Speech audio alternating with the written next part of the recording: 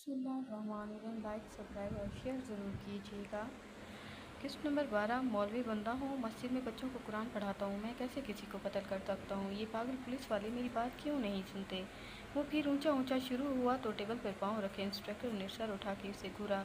अबे गधे की औलाद, तू चुप करके बैठ। तुम सांड की औलाद, तुमने कौन सा मुझे नमाज़ पढ़ने की इजाज़त दी है? यहाँ डीएसपी का चक्कर लगे, ज़रा देखा तुम्हारी धोती खोलते हुए इनके सामने। ओए, वो पाँव नीचे करते गुस्से में खड़ा हुआ। तुम क्या समझते हो डीएसपी तुम्हारी ये बात मान लेगा? वो भी कानूनी आदमी है, उल्टा लटका देंगे। यही तो चाहता हूँ। मुंह में बड़बड़ाते कुछ देर की खामोशी इख्तियार कर ली। फिर कुछ देर बाद ज़बान पे खुजली हुई तो सामने बैठी फीमेल कांस्टेबल को देख के मुस्कुराहट उछाली। वो झुकी फाइल पे कुछ लिख रही थी। ओए देखो, वो इसकी तरफ देख रहा था। वहाँ मौजूद सब ने इसे देखा, साथ फीमेल कांस्टेबल ने भी और कबीर ने भी होठों को गोल करते हुए फ्लाइंग किस की तरह इसे उछाला। मुझे वो औरतें जहर लगती हैं जो नौकरी करती हैं, पर मेहरबानी जानकर तुम्हारी कोई मजबूरी होगी। इंस्पेक्टर वकास का दिमाग इसकी इस हरकत पर भग से उड़ा। वो सिर्फ शक्ल से ही मौलवी लगता था, वरना हरकतें सारी इसकी गुंडों जैसी थी, गुंडे मवालियों जैसी थी। उसे उठाकर दूसरी जेल में डालो। गुस्सा और संजीदगी से वकास इसे सर्द आंखों से घूरे गया, जबकि कबीर मज़े से अभी तक इसी कांस्टेबल को देख रहा था जो शर्मिंदगी से सर झुकाए नजरें चुराए बैठी थी। अल्लाह अल्लाह, क्या करो, दुख न किसी को याद दिया करो। थानेदार ने इसके बाजू में हथकड़ी डालते घूरा। यकीनन वो इसे ही सुन रहा था। बड़ा ही ढीठ है तू, जब से आया है 1 मिनट थाने में सुकून नहीं आया। तेरी ये बक बक हमारी कानों को बहरा कर रही है, करके ही छोड़ेगी। वकास अब इसे सुनना रहा था, जबकि वो मज़े से हिल हिल के चलता दूसरी जेल में शिफ्ट हुआ, जहाँ से वो सब इसे नज़र नहीं आने वाले थे। होंठों को गोल करते सीटी बजाए और चुप एक्टिवेट की। सीटू सिटी के दरमियान ही इसके ने ये अल्फाज अदा किए थे। चलते थानेदार के वहम गुमान में भी नहीं था, जैसे वो चल रहा हो वही इनकी बर्बादी का सबब बनने वाला था। इसे अंदर डाल के जेल का दरवाज़ा बंद किया। अब ये यहाँ तसल्ली से बकवास करता रहेगा, कोई नहीं टोकेगा। मुस्कुराहट उछालते हुए वहाँ से चला गया तो इसने अपने जूते के अंदर से एक छोटा सा कैमरा निकाला। दूसरी तरफ इसे स्क्रीन से कॉन्टैक्ट किया जा रहा था। ऊंची जगह ये ढलवान तरीके से लगाना था ताकि कैमरे में जेल के अंदर का सारा मंजर नजर आए। पहले कैमरा इसने पहली जेल में लगाया था। दूसरी तरफ से इंस्ट्रक्शन लेते इसने कैमरा लगाया और चुप दोबारा एक्टिवेट कर दी।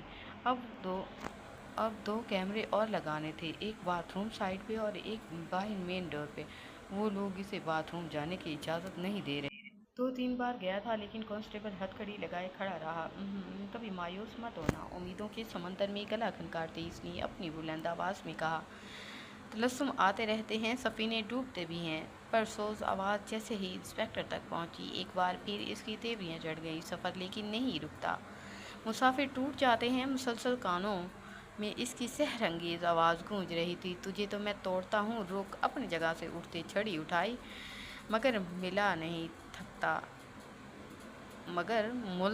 थकता, सफ़र तय होके रहता है। वो आंखें बंद किए ज़मीन पर बैठा था। तुझे जब तक मेरी लाठी नहीं लगेगी तो आराम नहीं करेगा। जोर की छड़ी इसके कंधे पर रसीद करते वो वहशियाना तरीके से इस पर टूट पड़ा। कबीर ने खुद को बचाने की कोशिश नहीं की, चौथा काम भी हो गया था। चारों तरफ जमी हुई बर्फ़ को देखते नूर ने एक बार फिर खिड़की खोलनी चाही। सर्दियों के मौसम में वहाँ दरिया भी जम जाया करते थे। हर जगह सफ़ेद चादर, लोगों का बाहर निकलना भी कम हो जाता था। नूर, छोड़ दें खिड़की को, क्यों बीमार होना चाहती हैं? आलम जो लैपटॉप पे काम कर रहा था इसे डांटा। नूर मुंह बनाते इसके पास आई। हम लोग अगर यहाँ बंद होने के लिए आए हैं तो फिर घर ही रह लेते। 2 दिन से यहाँ कैद हूँ मैं। बस 2 दिन बाकी हैं, फिर चले जाएंगे वापस। लैपटॉप बंद करते साइड पर रखा, फिर हाथ बढ़ाकर नूर को अपने पास बिठा लिया। हमने अभी हनीमून का हक अदा नहीं किया। मेरे ख्याल से अपने गर्म हाथ में उसकी शर्ट में घुसाते मिस किए तो नूर बेसाख्ता झुकी। हम लोग फ़ोटोज़ लेंगे ना प्लीज़। इसका हाथ अपनी शर्ट से निकालते ऊपर की तरफ सरक गया। मैं वो एकदम उठ खड़ी हुई। मुझे भूख लगी है। हवास पाकता होते इसे आलम पे गुस्सा भी आया। ज़रा लिहाज नहीं था इस आदमी में। आलम के तस्सुरात तब्दील हुए। दोबारा लैपटॉप उठाते अपनी गोद में रखा। नूर शर्मिंदा सी हो गई। आलम दोबारा काम में मसरूफ़ हो गया तो वापस खिड़की की तरफ चली आई। चंद एक लोग नज़र आ रहे थे, वो भी मुकम्मल पैक किए हुए। وہ ابھی باہر نظریں مرکوز کیے ہوئے تھی جب اس کی آنکھوں کے سامنے ایک دریا پھٹا اور لاوے کی طرح ابلتا ہوا دھویں دار پانی کا فوارہ بلند ہوا۔ اس کی چیخیں نکلتے نکلتے بچی۔ اب اس جگہ سے پانی ایک پریشر سے ہوا میں اچھلتا واپس نیچے پڑی برف پہ گرنے لگا۔ آس پاس کے لوگوں کو ذرا بھی فرق نہیں پڑ رہا تھا، جیسے یہ کوئی نارمل بات ہو۔ اتنا گرم پانی تھا کہ وہ چند سیکنڈ میں ایک بہت بڑا ہول کر گیا تھا۔ برف پگھلتی جا رہی تھی، پھر دیکھتے ہی دیکھتے دوبارہ جم گئی۔ شاید زمین کے نیچے بھی پانی جم گیا تھا۔ یہ سارا منظر اس کے لیے خوفناک تھا، لیکن وہاں کے لوگ اس کے عادی تھے۔ آئس لینڈ میں سب سے زیادہ آگ کے لاوے پھوٹتے تھے۔ وہاں کے اونچے پہاڑ آگ سے بھرے ہوئے تھے، ساتھ انہیں پہاڑوں کے اوپر برف کی چادر بھی تھی۔ قدرت کا اتنا خوبصورت نظارہ، اس کی شان دیکھتے بے ساختہ سبحان اللہ کہنے کو دل کرتا۔ وہ ابھی وہیں کھڑی تھی جب باہر ناک ہوا۔ اس نے پیچھے مڑ کے دیکھا۔ عالم نے اٹھ کے دروازہ کھولا تو ویٹر تھا، جس کے ہاتھ میں کھانے کی ٹرالے تھی۔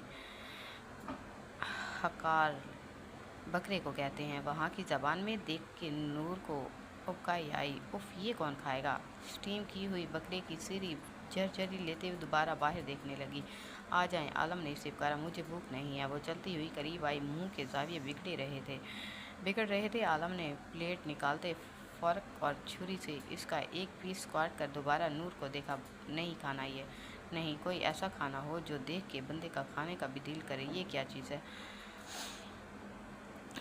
یہاں ایسا ہی ملے گا، کھانا ہے تو کھا لیں ورنہ بھوک ہی رہیں، بے فکری سے کہتے وہ خود کھانے لگا۔ نور کچھ دیر سے اسے دیکھتی رہی، پھر خود بھی اپنی پلیٹ میں نکال کر بیڈ پر چلی آئی۔ پہلا نوالہ لیتے اسے ابکائی آئی، لیکن ضبط کیے اس نے نگل لیا۔ زہر مار کرتے نظر اٹھا کے لا تعلق بیٹھے عالم کو گھورا۔ کتنے مزے سے کھا رہے ہیں۔ وہ ابھی تک بامشکل 3 سے 4 نوالے لے سکی تھی۔ اصل میں گوشت کا مسئلہ یہ ہوتا ہے کہ اگر وہ اچھا نہ بنے تو اس کی سمیل سے ہی پتہ چل جاتا ہے۔ اس کے ساتھ بھی یہی ہو رہا تھا۔ وہ اٹھ کے پانی لینے آئی تو عالم نے نظر اٹھا کے اسے دیکھا۔ وہ شاکڈ ہی تو رہ گیا تھا۔ سرخ چہرے پہ چھلکنے کے قریب آنکھیں بھری ہوئی تھیں۔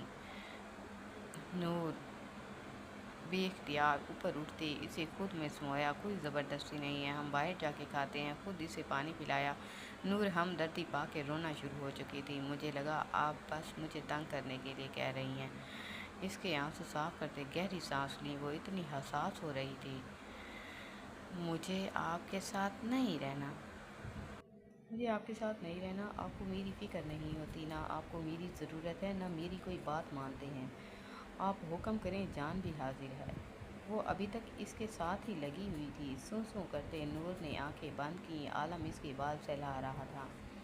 پھر وہ لوگ باہر کھانے کے لیے گئے تھے۔ نور نے اپنی پسند سے دیکھ دیکھ کے وہ حلال ہیں یا نہیں ڈشز آرڈر کی تھیں۔ وہ بس اسٹاپ پہ کھڑی بس کا انتظار کر رہی تھی۔ لمبی سڑک پہ بھاگتی دوڑتی گاڑیاں اور بے ہنگم شور اس کے دماغ میں جیسے ہتھوڑے کی طرح بج رہا تھا۔ اس کی بس آنے میں ابھی 15 منٹ باقی تھے۔ اسکول سے آنے والی اور بھی لڑکیاں اس کے دائیں بائیں کھڑی بس ہی کو دیکھ رہی تھیں، بس کی منتظر تھیں۔ گھڑی پہ ٹائم دیکھا، وقت جیسے کچھوے کی طرح رینگ رہا تھا۔ باجی یہاں بیٹھ جائیں۔ پیچھے کھڑے ڈھابے والے نے اپنی کرسی اسے قدرے چھاؤں میں رکھ کے دیتے مخاطب کیا اور خود اپنی جگہ پہ چلا گیا۔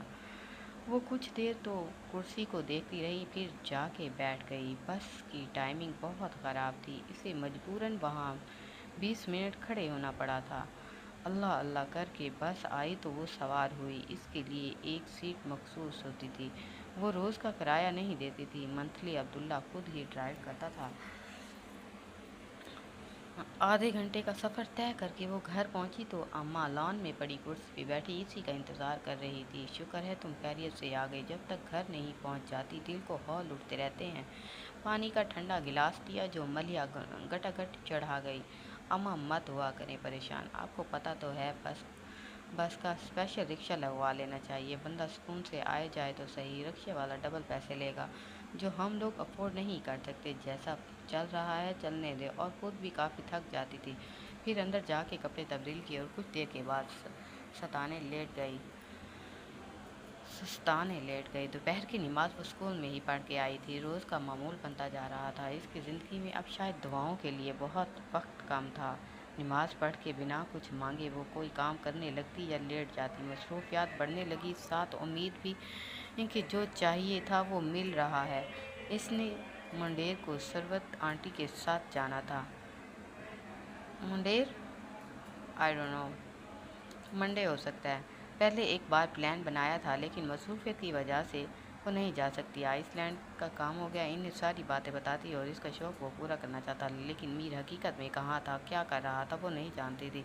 मैं कत्ल नहीं कर सकता, मैं एक मौलवी बनता हूँ, तुम लोग मेरा यकीन क्यों नहीं करते। आज इसे 10वां दिन था जेल में सड़ते हुए और इंस्पेक्टर इसका असली जुर्म भूल ही जाता। पर कबीर हर आधे घंटे बाद याद दिलाना फ़र्ज समझता था कि वो वहाँ किस लिए आया है। असल में इसकी बाइक के सामने एक छोटा बच्चा आ गया था। बच्चे को चोट लगी थी, हालत काफ़ी क्रिटिकल थी। इसके पेरेंट्स ने इसे जेल में भेज के कत्ल का मुकदमा दर्ज करवा दिया। वो सारा कुछ सोचा समझा हुआ प्लान था। वो बच्चा भी इनका था और रिपोर्ट करने वाला भी इन्हीं का आदमी था।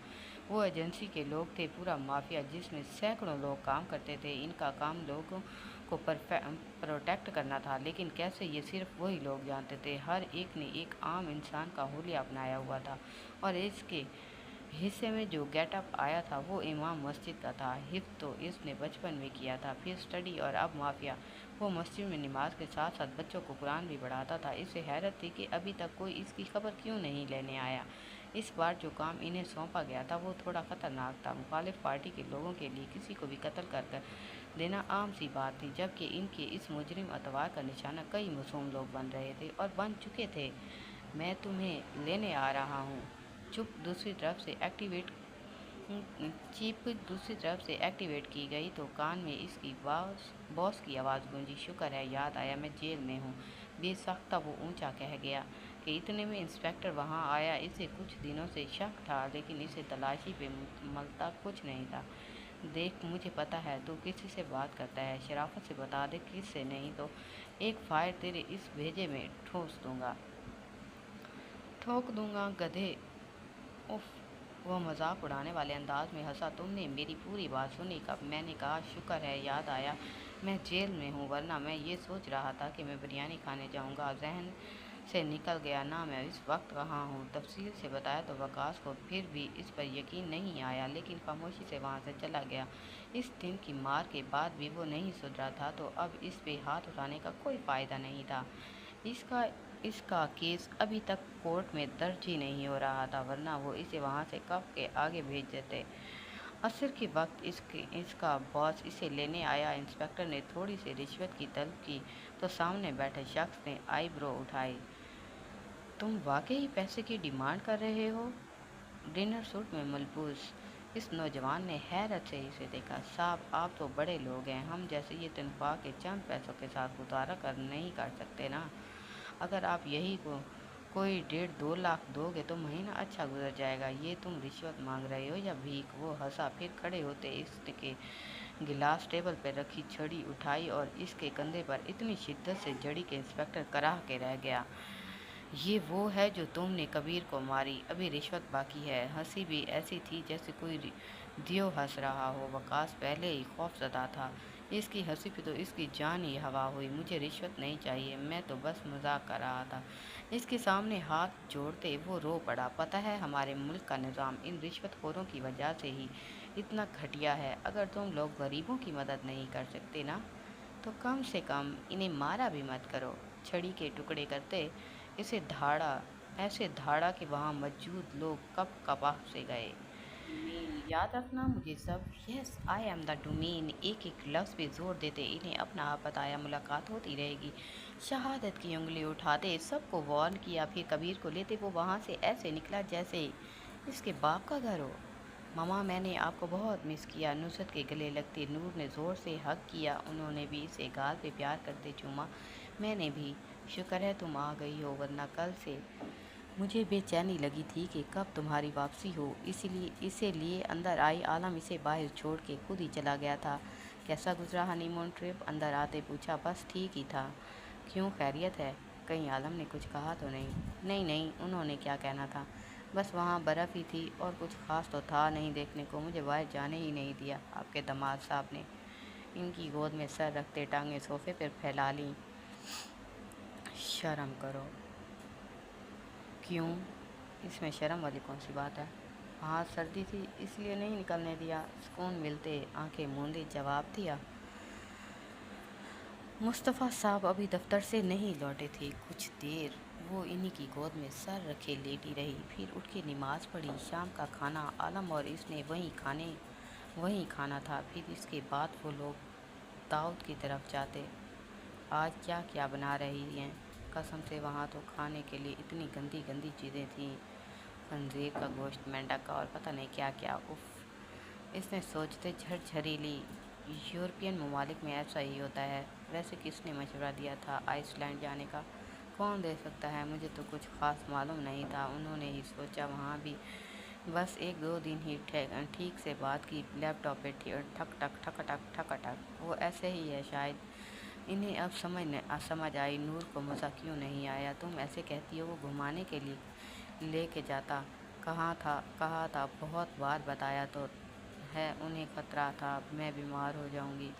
700 بار تو میرا ٹمپریچر چیک کیا ہے محترم نے۔ وہ ان سے عالم کی شکایت کرنے میں اتنی بزی تھی کہ اندر داخل ہوتے اسے دیکھ ہی نہیں سکی۔ میرا کھڑکی کھولنا بھی انہیں برا لگتا تھا اور پھر کھانا بھی زبردستی کھلایا۔ اس کی زبان کو بریک لگا کیونکہ وہ بے رحم انسان سامنے کڑھائی سے حیرت سے گھور رہا تھا۔ اگلی بات بھی بتائیں، پھر آپ کو آپ کی پسند کا ڈنر کروایا تھا؟ ہاں وہ تو تب نا جب میں نے رونا شروع کیا تھا، ورنہ آپ تو بس خود ایسے کھا رہے تھے جیسے دوبارہ بکرے کا سر آپ کو ملے گا ہی نہیں۔ اس کے انداز پہ نصرت بیگم نے مسکراہٹ چھپائی، جبکہ عالم سنجیدہ نظروں سے اسے دیکھ رہا تھا۔ وہ شکایتی بلی اور جانے کیا کیا بتا چکی ہوگی مامانی کو۔ گھر چل کے علاج کروں گا آپ کا۔ سوچتے وہ خاموش ہی رہا۔ پھر رات مصطفیٰ صاحب کے ساتھ ڈنر کر کے وہ لوگ ثروت بیگم کے گھر آئے تھے، پر وہاں تو ان کے لیے ایک بہت بڑا دھماکہ تیار تھا۔ گاڑی اندر آ کے پارک کرتے رکی تو نور اتر گئی۔ عالم گاڑی بند کرتے اس کے ساتھ ہوا تو ڈرائیور نے جلدی سے اس کی گاڑی کی چابی تھامی۔ آج یہیں چھوڑ کے جاؤں گا آپ کو۔ اس کے پیچھے چلتے دھیمے لہجے میں اسے ڈرایا۔ نور وہیں سے ایڑیوں کے بل گھومی۔ چھوڑ جائیں پھر صبح نور مردہ حالت میں ملے گی، بکواس بند کریں۔ اس کی آنکھیں لمحے میں سرد ہوئی تھیں۔ مجمد کر دینے والے انداز میں عالم نے اس کی ٹھوڑی کو دبوچا۔ میرے صبر کا امتحان مت لینا ورنہ میں خود آپ کو ماروں گا اور آپ کی لاش۔ عالم اس سے پہلے کہ نور حواس کھو کے گرتی، پیچھے سے ثروت نے انہیں پکارا۔ عالم کا چہرہ سرخ انگارا ہو رہا تھا، جبکہ نور لٹھے کی مانند سفید پڑی۔ اندر آ جاؤ۔ وہ انہیں گلاس وال سے دیکھ چکی تھی، لیکن پیٹ ہونے کی وجہ سے وہ یہ نہیں جان پائی کہ سرد کلامی چل رہی ہے۔ اندر آتے عالم سیدھا اپنے روم میں آیا تو اور نور پاؤں گھسیٹتے وہاں صوفے پر ٹک گئی۔ ثروت بیگم اسے دیکھ کے جلی تھی، لیکن عالم کو غصے میں اور اسے یوں بے حال دیکھ کے جیسے کلیجے میں ٹھنڈ پڑ گئی تھی۔ عالم نے کمرے میں آتے ٹھوکر سے دروازہ بند کیا، پھر اپنی انگلیوں کو دیکھا جنہوں نے اسے تکلیف پہنچائی۔ پوری شدت سے ہتھیلی دیوار پہ ماری۔ میں ایسی بکواس نہیں برداشت کر سکتا۔ خود کو ریلیکس کرنے کی ناکام کوشش کرتے اپنے بالوں کو مٹھی میں جکڑا۔ ہتھیلی سے خون کی لکیر نکلتے بالوں میں جذب ہوئی تھی۔ کافی دیر بعد نور اندر آئی تو کمرے کی کچھ چیزیں زمین بوس تھی۔ پھر بیڈ پہ نظر پڑی جہاں عالم اوندھے منہ پڑا ہوا تھا۔ چھوٹے چھوٹے قدم اٹھاتی وہ اس کے قریب آئی کہ دیکھے وہ سو رہا ہے یا نہیں۔ قریب پہنچتے جوں نہیں آگے کو جھکی تو دنگ رہ گئی۔ خون؟ عالم آواز جیسے گلے میں ہی پھنس گئی تھی۔ ٹھیک ہوں میں۔ کروٹ لیتے اس کا ہاتھ پکڑ کے کھینچا تو وہ اس کے اوپر آ گری، پر اس کی نظر ابھی بھی فون پہ تھی۔ آئی ایم سوری، میں آپ کو تکلیف نہیں دینا چاہتا تھا۔ کروٹ لیتے اسے نیچے کیا اور خود اس کے اوپر چھا گیا۔ نور، لیکن اگر آپ نے آئندہ غلطی سے بھی کہا نا اس کا کچھ تو سچ میں آپ کی جان لے لوں گا۔ جھک کے اس کے پھڑپھڑاتے لبوں کو قید کیا۔ نور کے آنسو آنکھوں میں ہی ٹھہر گئے تھے۔ ابھی آپ جانتی نہیں ہیں مجھے۔ اوپر ہوتے سانس لینے کا موقع نہ دیا، بس سخت سے جنونیت کو دیکھ رہی تھی۔ اس کا پورا وجود کسی نے جکڑ لیا۔ میں سب کچھ کھو سکتا ہوں لیکن آپ کو کھونے کی ہمت نہیں ہے۔ انگوٹھے سے اس کے گالوں پر ٹکٹکا ہلکے سے مسلے۔ نور تو رو بھی نہیں سکتی تھی۔ عالم دوبارہ اس پر جواب۔ ساری رات وہ خوف کو اس سالے میں گڈے کی پاؤں میں جھولتے محسوس کرتی رہی تھی۔ 4 بجے جا کے وہ سوئی تھی۔ ایک بھیانک صبح اس کے منتظر تھے۔ جس سے انجان وہ عالم کے بازو پر سر رکھے اس کے سینے سے ماتھا ٹکائے سکون سے سو گئی تھی۔ کیسی تھی آج کی ریکویسٹ؟ اس کے بارے میں آپ مجھے کمنٹس میں ضرور بتائیے گا۔ نور اور عالم کے بیچ سرحد اب کون سی دیوار کھڑی کرے گی؟ کمنٹس میں ضرور بتائیے گا۔ انشاءاللہ۔ اللہ حافظ، فی امان اللہ۔ سبسکرائب اور شیئر ضرور کیجیے گا۔